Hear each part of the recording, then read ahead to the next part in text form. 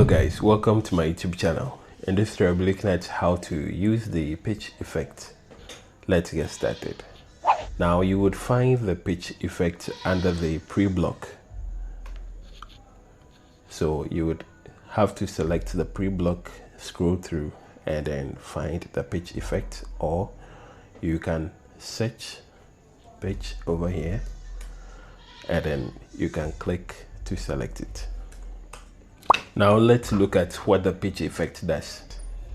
A pitch effect basically changes the highness or lowness of a frequency or a sound, and commonly done with tools like pitch shifters, of which this is a pitch shifter. It's a polyphonic pitch shifter. I wouldn't call it a harmonizer though, but it can harmonize the pitches that you pick. So it's common with pitch shifters, auto-tune, and alter vocals or instruments for creative purposes like harmonies, funny sounds like the Minions, bass sound like, so you know, it basically does that. So in this particular case, the pitch effect over here has 5 parameters. Now these 5 parameters control different aspects of the guitar signal. It has the high pitch, the low pitch, dry, high volume, and low volume. Now the high pitch and low pitch are basically similar, but they are different. Now the pitch in this case works in semitones. So the high pitch ranges from 0 all the way to positive 24. And then the low pitch works from negative 24 all the way to 0. Yeah. So I'll put this at negative 12, which is 12 notes below, and put this at 12. So when it's at the 12 mark, it is playing 12 notes ahead of the notes that you just played. So if I play C on the G string on the 5th fret like this, it's going to play 12 notes ahead, which will be the same C note on the 17th fret of the G string. So I'll demonstrate when I'm demonstrating with the effect. Now the negative 12 over here plays 12 notes below.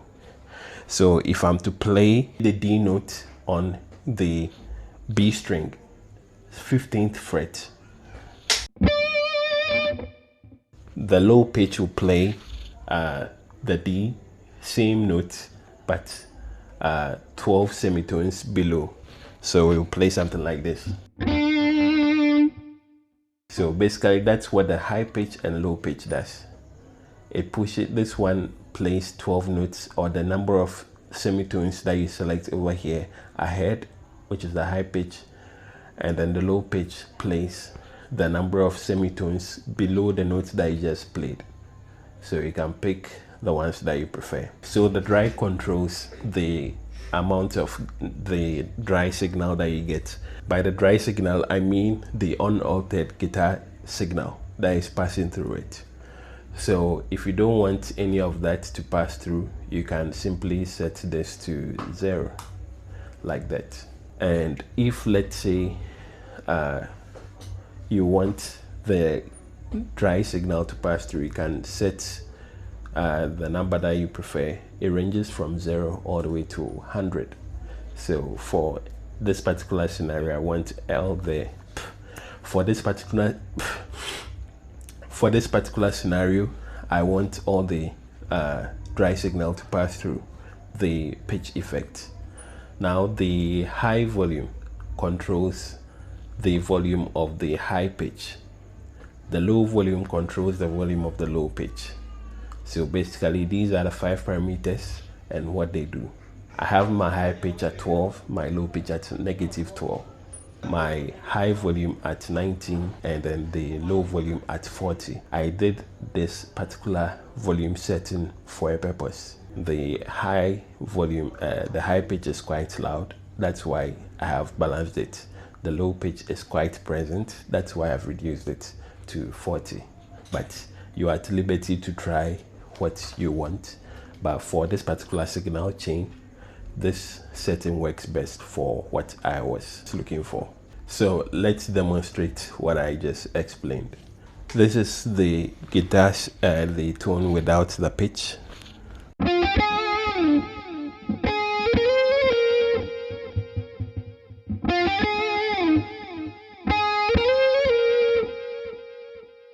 Okay, now let me turn on the pitch.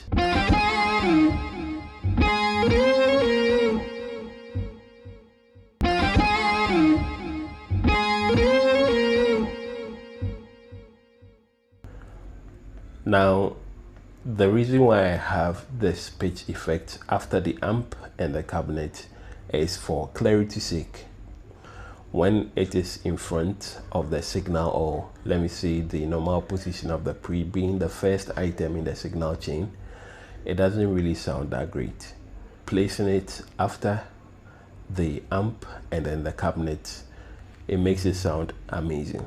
Let me demonstrate with it at the first position.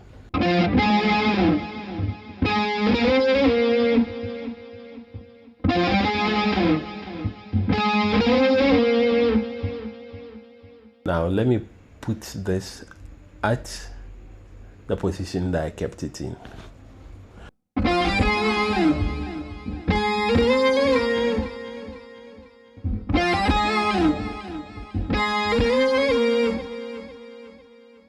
So basically that's the reason why I have my pitch effect after the amp and then the cabinet. You realize the when it is at the beginning, it is very muddy and you only get to hear more of the low pitch. But when it is after the amp and the cabinet, you get to hear more of the high pitch, or let me say you can hear both high pitch and low pitch clearly. So basically this is what the pitch effect does, and these are some of the applications. Now let me throw in an extra bonus. When you are playing, you could set either this or that to 5. Like you can put one of the two at 5. So I'll put this at 5 and then let's try.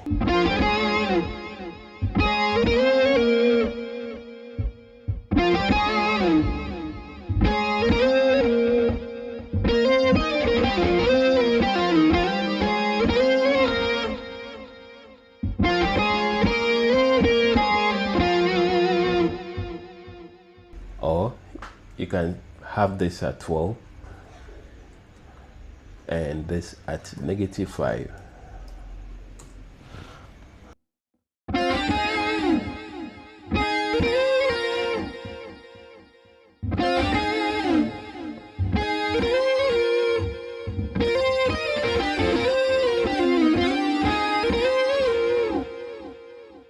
So yeah, experiment with this. Another way that you can use this particular pitch effect is for transposing.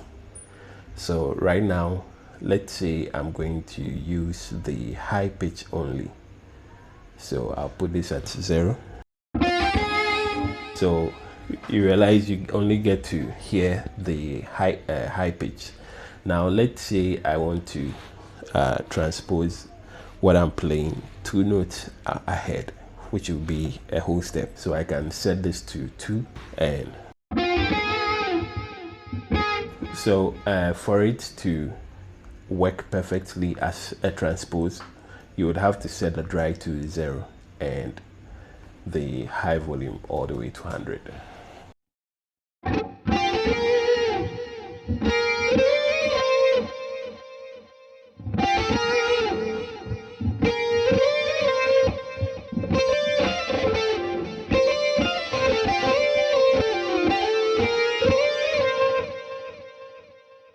So yeah, this is just something that you could experiment with, and you can also do drop tuning as well. So if I put this at 2 and put this at 0, this one will be at 2, sorry, -2. rather. So this will play 2 notes below, which will be a whole step below whatever that it is that you are playing. So I would put the high volume at 0 and then put the low volume at 100.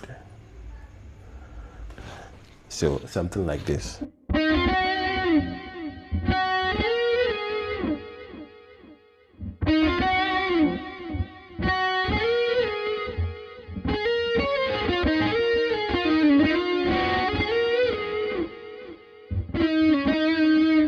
So yeah, these are some of the basic applications of the pitch effect.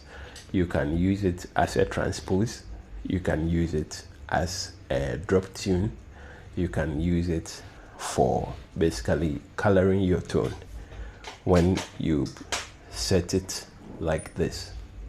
So thanks for watching. Don't forget to hit the subscribe button. See you next time. The link to this particular tone will be in the description.